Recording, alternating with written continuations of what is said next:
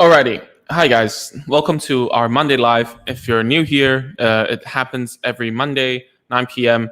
At Jakarta time, which is what they call WIB. But for the uninitiated, that would be GMT +7.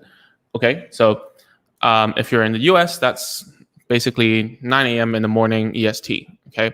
So today's topic is about ABA and speech therapy. And the reason why we're doing this, there's always a reason why there's the topic, right? Is because of your questions, okay? So parents have been asking, my child is so-and-so, should I see a speech therapy, occupational therapy, or like ABA or whatever therapy there are, right? So let's define what is ABA. So ABA, the long form of ABA is called Applied Behavioral Analysis, okay? The whole thing about ABA is that it's driven by behavior. All right. And what is behavior? Is like, if you look at a textbook, they will say that, oh, behavior is something that you can look at and you can measure and whatever, and so on and so forth, that you can observe. Okay. Stuff that someone does that you can observe and measure. Okay. So anything can be an behavior. And, for instance, smoking a cigarette is a behavior, right? Drinking water is a behavior. Throwing a tantrum is a behavior. So therefore, to ABA people, at the very least, is what in the psychological department, what we call like a behavioralist, right? And if you know what like behavioralism is about, it started off, about teaching dogs to salivate when they hear a bell, when there's no food, that kind of thing, what we call conditioning, right? So all these kind of stuff, you kind of need to understand where it came from. But nowadays, ABA is very different from that, all right?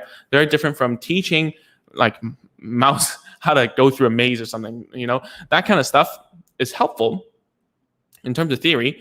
And it does give, us some insight about teaching a person anything. It doesn't matter about anything. Okay. And ABA, behaviorally talking about, they think language, speech, socializing, all these things as behaviors. Okay. And therefore, that's why they teach a wide spectrum. And I said spectrum, I mean wide, different types of skills, not only speech and language communication, all right? They teach a lot of stuff. In fact, ABA is actually used in a lot of, and it actually used not only to teach children, it's also to teach and counsel PTSD people, like veterans in the USA. And ABA has a very large base of research, money, funds, and people who are practicing it in the USA. Okay, it's more so over there. Okay. So today we're gonna deep dive into like what it is and if you should do it or not, right? And the main point is that children who go through ABA are most likely on the spectrum, because there's a huge backed up studies that children on the spectrum, on the autism spectrum, okay, benefit from ABA therapy. Okay. And coming from myself, I used to be, before I took my master's to become a speech therapist, I worked in the ABA clinic. Okay. And I would say that most of the time, the things are very useful, very practical. It makes a lot of sense. And at the same time, I think they do quite a good job. All right. So what's the difference between ABA and speech therapy? Number one is that ABA teaches more things than a speech therapist would. Okay, they would teach more about academics. They would teach about classroom rules, how to survive, in the classroom. Like lining up is one of their goals. Sometimes potty training is something that ABA therapists would target as well. And then they would target a lot of things, such as being able to wait. Okay, teaching them how to play with certain toys. Teaching them how to control the tantrums, these kind of whatever types of behaviors that are, they will treat it. Okay. And the difference between ABA and speech therapy is that speech therapists like myself, we target communication. Okay. We target, are they able to interact with people? Are they able to get their messages across? Okay. ABA, on the other hand, is more functional. You see, it might be that, oh, I want the kid to be able to eat so that they don't scream and shout. Okay, ABA can do that, right? There's ways of teaching a child to sit down and eat nicely. And that's why if you see on my channel and people in the Facebook group and on YouTube, they ask me about like certain things about going to toilet, like potty training, feeding issues, like eating, I can answer some of those, right? Because I've done that before during my time in the ABA clinic. Okay, so the first difference is that between ABA and speech therapy, given that you know the history and what ABA is, right, is that ABA teaches different things. Speech therapy focuses on communication, which entails a few things: speech and language, okay, and also some social language, which is inside of language anyways, okay. We're not going to deep dive in that, but if you have any questions later on, you can ask me about that, okay. All right, so other than that, another huge difference is about the intensity of therapy, okay. ABA is very intensive. Research shows that, at least when I was working back in the day, like 2013, 14, is that ABA therapy needs to be effective for, according to study, right? For children on the spectrum, 3 hours a day, and the number of the times it should be every day, like every day 3 hours, okay? And that would be the most effective, all right? And I know it's a lot of time, so it really is very intensive. So if you're going into ABA, it's a commitment. All right. So someone asks, actually, Evelyn asks, what about occupational therapy versus ABA? I will talk about that later in a bit. Okay. We'll talk about occupational as well later. Okay. So ABA in itself is very intensive. Whereas speech therapy, if you come to me or you go to some other colleague, then it would be like, the packages would be like one therapy session per week or 2 times, at most 3. We won't see you a lot. And the reason is because we're very into teaching, a child a strategy, a way of expressing themselves, teaching the underlying stuff. Like I teach you like the language skills, and then hopefully you can generalize to other ways of talking and so on and so forth. And we're very huge on teaching parents as well. Whereas ABA, although it's very intensive, 3 hours every day, I rarely see. Okay, it's not. I'm not gonna poop. I'm not gonna poo-poo on ABA because I am from that world as well, right? I rarely see parents are involved in, like, directly, at least in the session. There are parent training, there's parent coaching, but at the same time, parents are not allowed inside the therapy room because ABA is like, they package it as more of a science thing. So I'm laughing is because it's both. It's never a science. Okay, predicting human behavior can never be a science, let alone we're talking about kids, right? So you can put numbers and whatever to it, which ABA is super keen on, and us as well, actually. But at the same time, it'll never be something that's, and a lot of people are gonna be very angry when I say that, right? It's a social science, right? It's something that you put values on, that you can observe, and that's probably it. You cannot do much without it. You cannot put it into a formula and then it will work for every kid. It's not that way, right? So ABA in itself is very systematic, which I like, by the way. Okay, and speech therapy is all about flexible.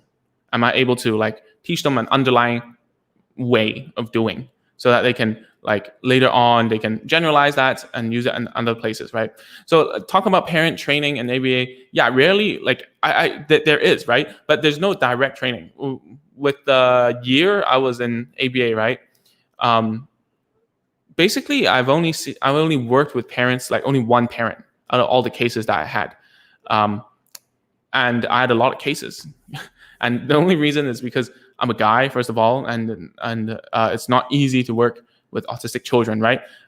There are, most of my field, if you see on YouTube or just in general around everywhere, 99% are women, right? So what happens if you put a therapist who's a girl, and really challenging children is that they get sick quite often because everyone works very hard, works very like long hours. We don't get paid very well. That's another topic, anyways. And the thing is, people get sick, and I don't really get sick. So at the end of the day, I pick up a lot of cases because of that, and therefore I see a lot more. Okay, I'm grateful for it, but not so grateful when I'm doing it, right? Because I'm picking up other people's work without much pay, right? I don't get compensated for that. Anyways, so I was talking about parental intervention, right? There isn't a lot, and if you want to become like, you want to go in, it's impossible. And why I said it was a science is because when you add yourself into the equation of therapy, it changes the whole dynamic, right? It adds another variable to the child. And if you know what I'm talking about, when your child, like when you are in the same room as your kid, they aren't performing the same as when they're alone with the therapist. Okay, that's for sure. That is for sure. And for speech therapy, we want the parents to come in because it's different, because we cannot be always there, right? We can't always be there. So what we want to do is we want to see how it is actually at home, so that we can give you suggestions to change that dynamic. Okay, if we can do that, then that would solve like the underlying problem, that it's the interaction between you and your child as causing some of the miscommunication, and therefore they don't talk as much, and therefore if they don't talk as much, they don't get enough practice, and therefore they will be little that might be one of the factors towards their delay, and definitely not because, okay, whoever says, oh, you don't talk to your child because and that's why they have a speech delay, that's nonsense. Okay, it is a factor, it's a huge factor, but it's not because. Okay, so I have a whole other video about it, why you're not to blame or whatever, and we talk about all this like interaction techniques in the micro course. You can go to agentsofspeech.com/micro here, and then you go and check it out. Okay, because I can't make videos all the time talking the same thing over and over. Yeah. So, anyways, speech therapy and ABA, the difference is like that. One focuses on all aspects of the child, and a parent was asking about occupational therapy. This is where like ABA kind of steps on a lot of professionals, and therefore other professionals don't like it, because they have a system, what we call a behavioral system, right? A way of teaching a kid with a very structured task, like and then they teach all kinds of skills. Sometimes it might be even occupational stuff, right? And sometimes it might be physiotherapy stuff. Sometimes it might be speech therapy stuff, okay? And I remember very vividly when I was at the ABA Center, and vice versa has happened. Let me tell you the first story, okay? So the first story is that we get a kid into the clinic. My supervisor looks at the report from the speech therapist, and then she says it's rubbish because the assessment doesn't say enough, or whatever it is.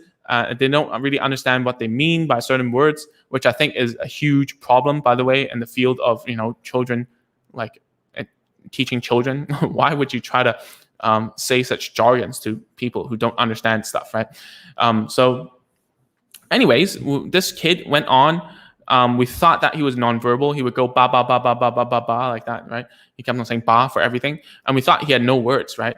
And then.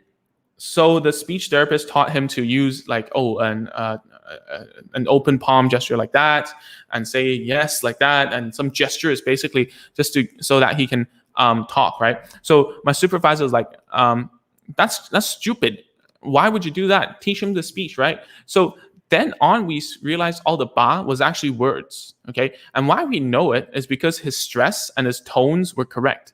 Right now that I'm a speech therapist, I know this is like the real word for it. So he told us, the kid told us that he was going through the East Harbor Tunnel in Hong Kong. Okay, so he was like ba ba ba ba ba like that, the East Harbor Tunnel, right? So why we knew that, it was because he was pointing at the tunnel from the office, and he was like ba ba ba ba ba. And then he said, and he was looking at the car, and then he was doing like that, and he was pretending.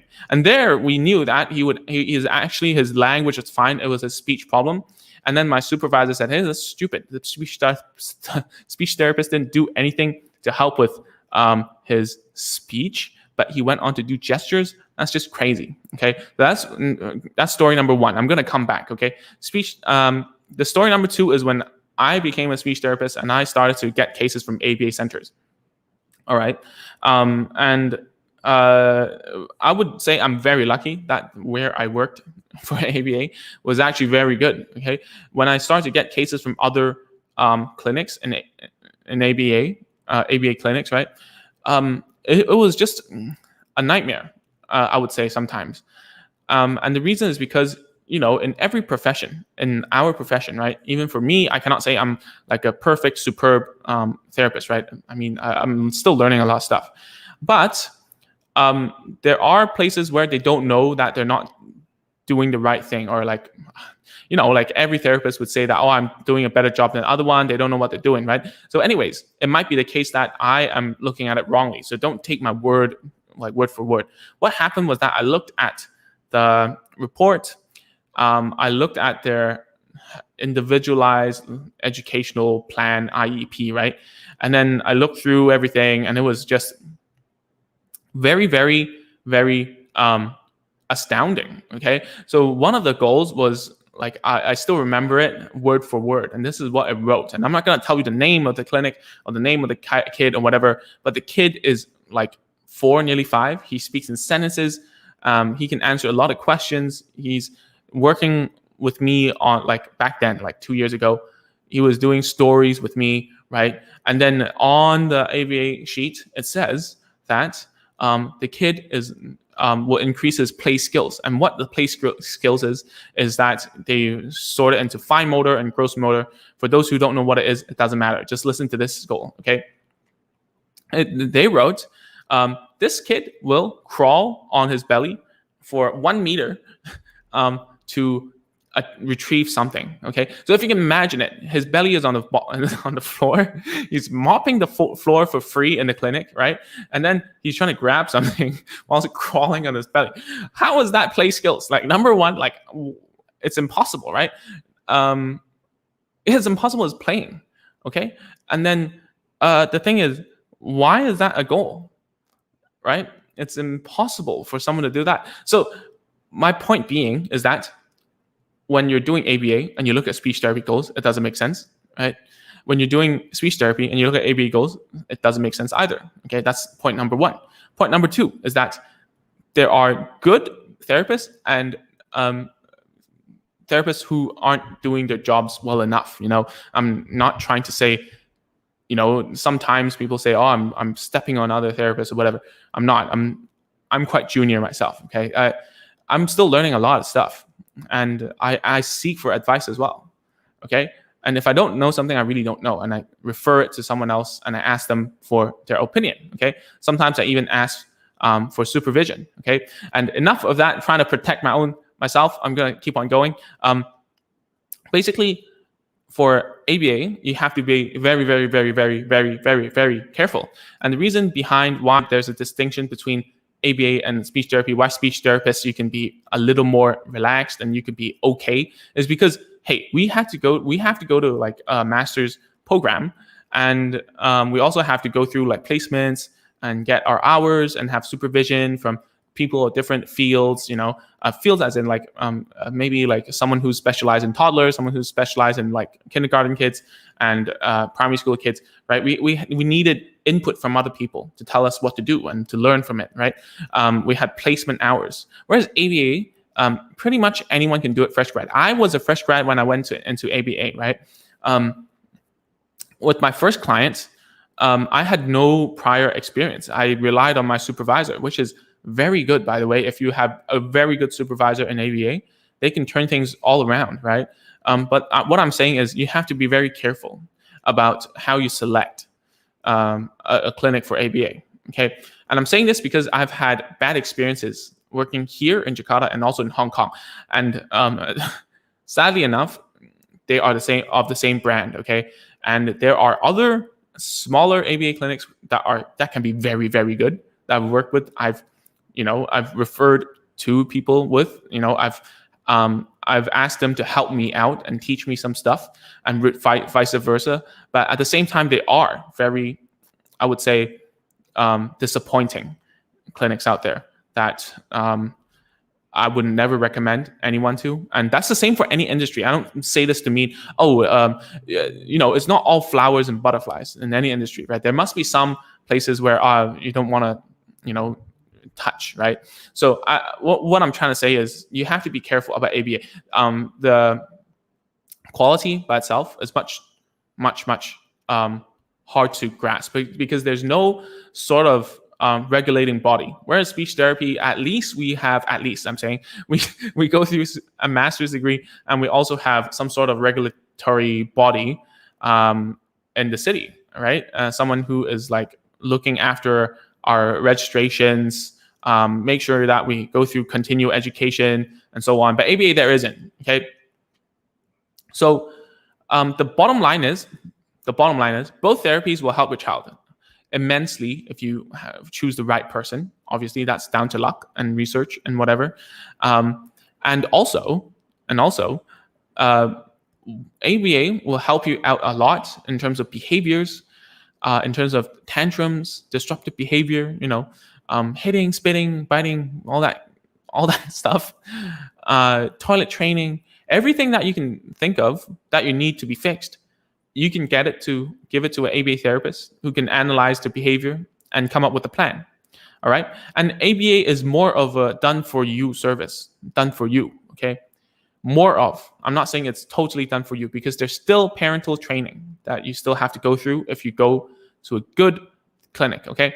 So that's something you have to remember.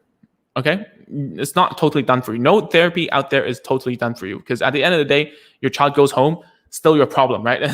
the problem behavior, the language is still a problem. Okay. You still have to deal with it. It's never done for you. All right.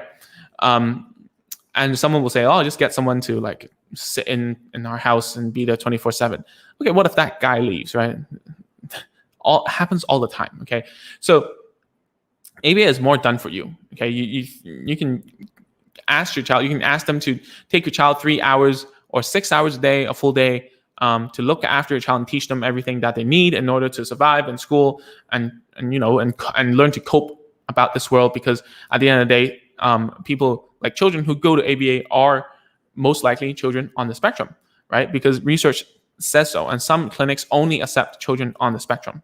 Okay, and last time I referred a child to a certain clinic that I think that actually I worked in like before, right? Because I don't want to endorse anything, so I'm not going to say the name, right? If you're interested, you can just go find out. Okay, it's out there. My resume is out on the internet, anyways. So yeah, so the thing is, they needed a diagnosis of ASD in order to be enrolled. And I told them, hey, you better have that diagnosis handy. And before I always say that, oh, diagnosis doesn't really matter, whatever. This is when it matters. Okay, this is when it matters, because when you need to get service and you need to get to the bottom of it, that's when you need it. Okay, and that's another rant for another day. Anyways, so for speech therapy, it's more of a done with you. Okay, parents need to sit in with you, right? And then the therapist would teach you some therapy techniques, some stuff that you need to know and learn and whatever, in order to handle your child at home and teach them the correct language and so on and so forth. So it's more done with you, okay? And obviously, you watching this thing and signing up for agentsofspeech.com/micro, the micro course, and our courses coming out later. This is like DIY, right? That's done, like do it yourself. But at the same time, there's like, that's me, that's teaching you and so on, right? Okay, so let's keep on going. So at the bottom line is these two therapies will help you a lot if you choose wisely and you choose if you're lucky and so on, right? ABA is a little more expensive. We're talking about something more practical here. And it's because it's down to the sheer amount of hours, right? So ABA by hour, per hour, is cheaper than speech therapy, okay? But if you add up all the hours in a month, ABA is going to be like a lot more expensive, right? Sometimes even 10 times more expensive, okay? And it's just because if you do it 3 hours a day, 6 hours a day, you do it 5 days a week, you do the math, it's going to be expensive, okay? And plus, if you do ABA, some clinics say that, oh, you cannot go to anywhere else because it might screw up with my plan. And that might be true or whatever. I cannot comment on that, right? But what it means to you and your child is that you are going to sacrifice some activity, some therapy, some kind of stuff that you want to do just for ABA, okay? It's a sacrifice, and also you're putting all eggs in one basket. And sometimes that is what you need to do in order to succeed for your child, right? You need to double down on whatever is working, okay? Make sure, highlight on the word working, okay? Some ABA centers out there keep on doing stuff that isn't working and they don't care to change, okay? So if you're trying to choose a therapist, a clinic, that is another topic for another day. But to me, it just comes down to, is the therapist or the clinic Do other people talk about it? Do other people well, at the very least, everyone should be happy inside, all the kids. The first session should tell you a lot. If the kid, was happy, was having fun, or whatever. And at the same time, after like 2 or 3 months, if something's not working, are they willing to talk to you? Are they willing to change?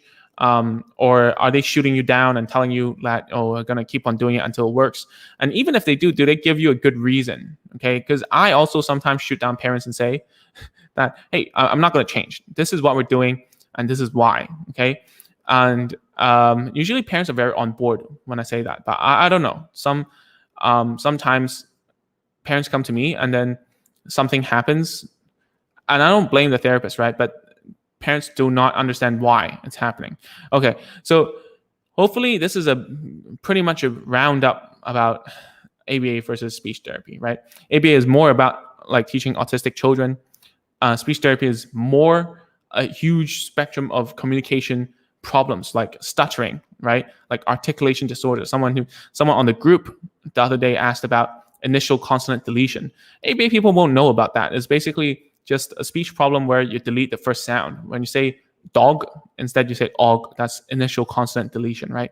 So you have speech problems, you have language problems, right? Unable to speak in coherent sentences, unable to tell stories, recount stuff. Those are all speech therapy. And also, we also do like social, pragmatic, like stuff about like how to talk to people, how to think, how to there's a whole bunch of stuff that speech therapy does, and the scope is wider, not only targeted at autistic children or persons, right?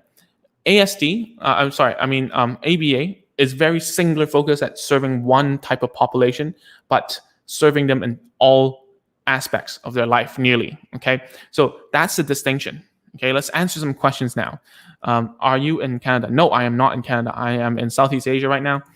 Hello. Hi. Oh, SLP as well. Hey, welcome to the group. Alrighty. Hi, Anna. Hello there. Alrighty. And Lena, hi. Okay, so let's go back to Evelyn. Evelyn asked, what's occupational therapy? Okay, so if you have been through some sort of therapy center, you will know that there are 3 T's in at least, like not only in child therapy, but also in hospitals dealing with elderly adults. We have 3 T's, right? Number 1, ST, I come first, right? And then OT, occupational therapist, and PT, physiotherapy. Okay, so these 3 T's are important and they serve different functions. Okay, number 1, speech therapists, us, we do communication stuff. Okay, anything above the neck is us basically, and we talk. And I would say that we also teach like gestures and getting our message across. Our major focus is communication. All right, that's speech therapy. Number 2, occupational therapy is dealing with if any colleagues would like to hop on if you hear this and you want to like say, oh, no, that's not a good definition, by all means, please help me out. But occupational therapy basically means if you need to do something, like for instance, if you cannot hold a pen, right? If you cannot brush your teeth, okay? If you cannot put on your shoes, anything to do with getting stuff done with your hands, all right? And it's funny because it's called occupational therapist. It's because if someone loses their ability to do the occupation, right? Maybe it's a clerk who cannot write anymore after an accident, then an occupational therapist will help them to regain the ability to do their occupation, to do their job. Therefore, it's called occupational therapy. Okay. And again, please chime in if this is totally nonsense. Okay. So occupational therapy, for children, there are a few things that they would do, right? First of all, they would work on the fine motor skills, like picking up stuff, like knowing how to grasp stuff, hold a pen, so that their occupation is as a student. So they need to be able to become a student, right? So there's a lot of things that they need to do. And within occupational therapy, there are many reasons why someone cannot hold a pen, cannot concentrate and do their work. Right? That's what a lot of occupational therapy does right now, like concentration, cognitive ability, able to stay on task and stuff. they deal with a lot of stuff. So for instance, it's not only fine motor, it might be a sensory problem. So sometimes they deal with sensory. They do a lot of brushing to normalize their sensory all around the body, on the feet. If it's a ADHD guy or girl who cannot keep their feet still, and they cannot do their occupation as a student, right? They would put bands on, like a rubber band on the table, so that they can like step on it and have some sensory feedback, so that they feel better and they can concentrate on doing work. So for occupational therapy, it's like fine motor. It's the small stuff, and huge on sensory. Okay. And what they do is they devise a plan and break down about why they cannot hold a pen. It might be because they cannot feel a certain thing. They cannot do a certain grip, right? They cannot stay on task because their legs are moving. Therefore, they're not concentrating on their hands, right? There's a lot of reasons. Okay. I'm not an occupational therapist. This is as much as I know. Okay. I don't want to go into a world where I'm not very familiar with. Okay. Anyways, physiotherapy is more about, everyone knows what physiotherapy therapist is, right? It's only that speech therapists and occupational therapists have to explain what we do. Okay. So physio is the gross motor, like big movements, walking, stepping on like stairs, sitting down, building up required muscles to do certain things, maintain a posture. Okay. These are all physiotherapy stuff. Okay. So we have three things, physio, occupational, and speech, right? All dealing with communication, fine motor skills to do stuff around, and then physiotherapy to be a proper human being. Even we need it if we screw up our ankles or something, right? We screw up our backs and whatever, we still need physiotherapy. Okay. So I hope that answers your question, and more than answers the question, Evelyn. And this is where, ABA therapists will come in and say, oh, autistic children, we know all about it. And therefore, we will do the jobs of occupational therapy, speech therapy, and physio, right? One of the goals before that we were teaching a child was for them to learn how to ride a scooter for their play skills. Obviously not as crazy as, like wiping the floor with a belly, but at the same time,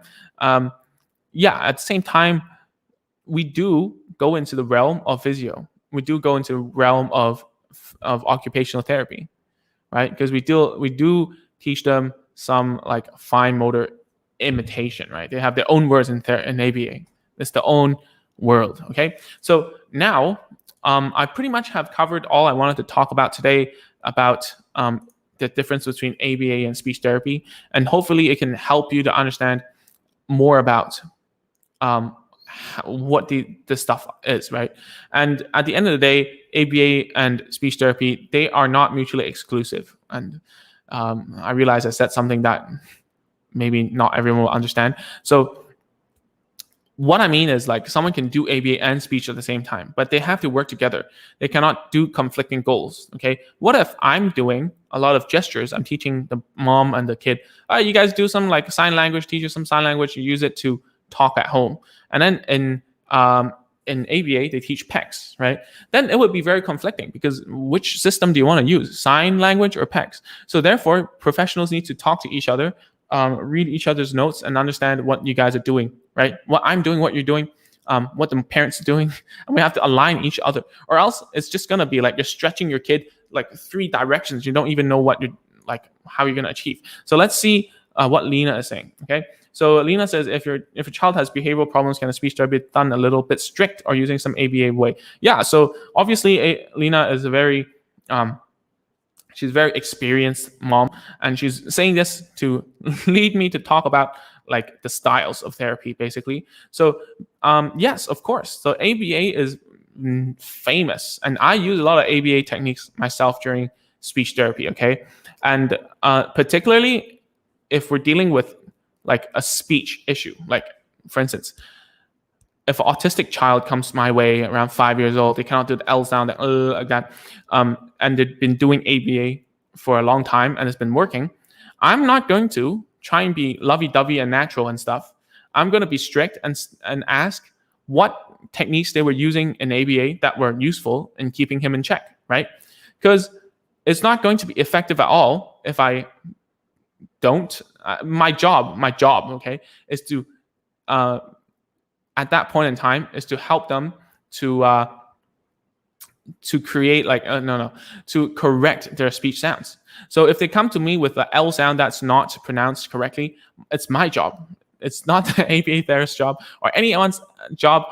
That's the number one priority for me, and therefore I will use ABA ways, a strict manner to treat that because it's been proven to be effective. Okay, but given Lena is asking this, right? Behavior problems. There are loads of ways of dealing with it. ABA has their own way, and I'm gonna talk about that. ABA sometimes isn't about strict or not. Okay, many parents have a misconception and say, "Oh, there's a lot of studies out there that say ABA is like very strict. It's very old-fashioned. It gives children PTSD." There's accounts of children going out there and giving testimonials and saying, "Oh my God, I'm getting PTSD from ABA." Maybe that's true, but from the many children that I have talked to, many children, I cannot count. Okay, maybe, to give you a ballpark, right? Autistic children who can speak and express their emotions and talk to me is over 10. Okay, over 10 or nearly to 20, I guess, from the years I've working with a vast population of students. Right? They never said anything bad about ABA themselves. Okay, so yeah, so styles of therapy, they do overlap. ABA therapists, they do a lot of natural stuff as well. A lot of them are certified in Storytime, and teach TEACH, whatever it's called. They're certified in PECS, right? The other way is also correct. Speech therapists like myself are ABA trained. We can be ABA trained. We might do things very strict as well. It doesn't really matter. Okay. So thanks, Lena, for the question. Of course, speech therapy should be a little strict if ABA methods are useful for a child. Okay. So someone here says, I cannot see it because it's from the group. I'm so sorry. It's not focusing well. Oh, there we go. Okay. So she says, why most therapy center I visited first ABA sessions would be hard for parents as kids would be crying like crazy. A friend of mine had her daughter cried for a whole session. Yes, this is an actual fact. Okay, I want to tell you, most of the time in any setting, a child will cry their lungs out if you put them in a room for 3 hours without their mothers, right? I mean, it's just any kid, unless they're very sociable. Okay, it's just an actual fact. I mean, it's not because they're doing a bad job at all. I've been in that seat many times. Okay, I've seen many new students when my time in ABA. All right, it's always hard for parents because parents cannot go in ABA, right? Kids cannot seek comfort from their parents.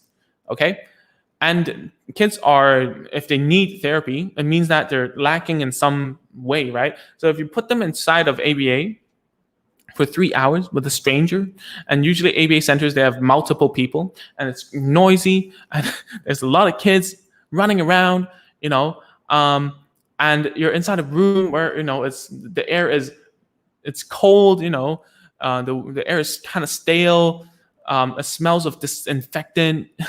I'm trying to reimagine my workplace back then, okay?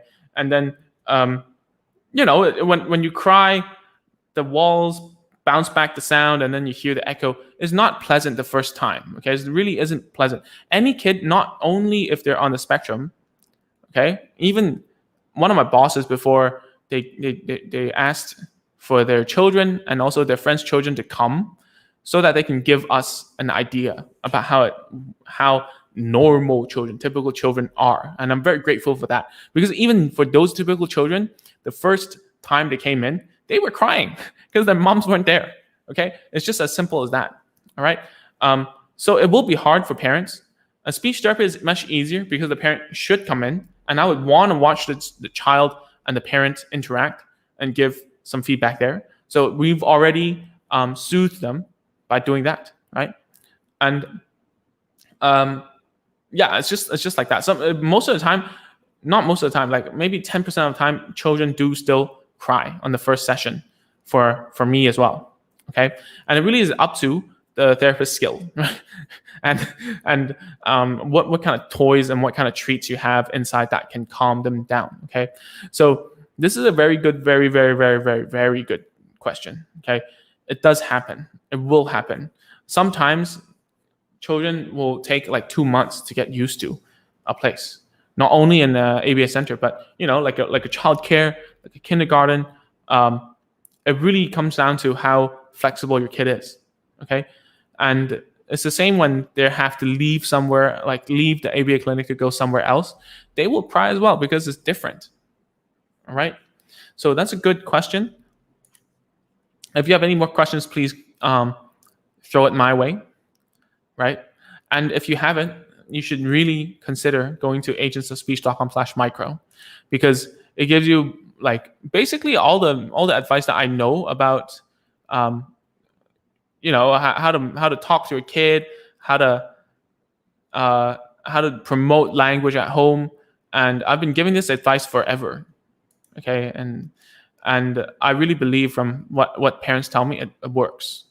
And you can see from the from what the parents tell me, it works. Okay.